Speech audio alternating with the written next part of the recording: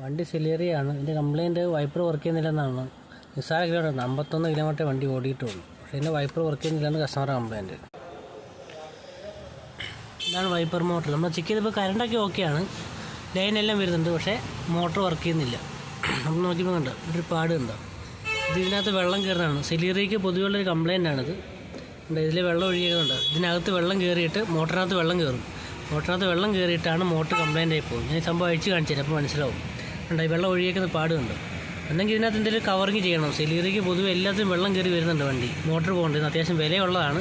അതുകൊണ്ട് ജസ്റ്റ് ഒരു പ്ലാസ്റ്റിക് ഒരു കവറിങ് ചെയ്ത് വെച്ച് കഴിഞ്ഞാൽ വെള്ളം കയറുന്ന ഒഴിവാക്കാൻ പറ്റും. അല്ലെങ്കിൽ ഇത് അഴിച്ചിട്ട് ഇത് ബോണ്ട് ചെയ്യണം നല്ലതായിട്ട്. ഈ ഒരു കേസിനകത്തുമാണ് വെള്ളം കയറുന്നത്. ഞാൻ ഈ മോട്ടർ വെച്ച് ഇപ്പോൾ മനസ്സിലാവും. അത്യാവശ്യം വിലയുണ്ട്, അതുകൊണ്ട് അങ്ങനെ സീൽ ചെയ്യുന്നത് നല്ലതായിരിക്കും. അല്ലെങ്കിൽ മോട്ടർ അടക്കം അടിച്ചു പോകുന്നതായിരിക്കും. ഞാൻ അഴിച്ച് കാണിച്ചു തരാം. മോട്ടറിൻ്റെ ഉൾവശം കാണിച്ചു തരാം, അപ്പോൾ മനസ്സിലാവും. ഉണ്ടോ, ഫുള്ള് വെള്ളം കയറി ഈ പരുവായി.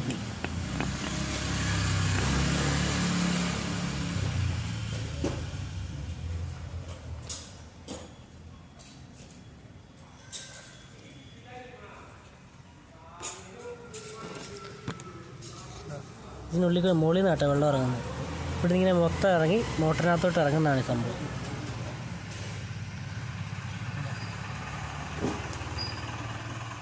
അതുകൊണ്ട് ഈ ഭാഗത്തൊരു കവർ ചെയ്യുന്നത് നല്ലതായിരിക്കും ഇതിന്. അല്ലെങ്കിൽ വീണ്ടും വെള്ളം ഇറങ്ങിയിട്ട് ഈ ഒരു അവസ്ഥയാവും.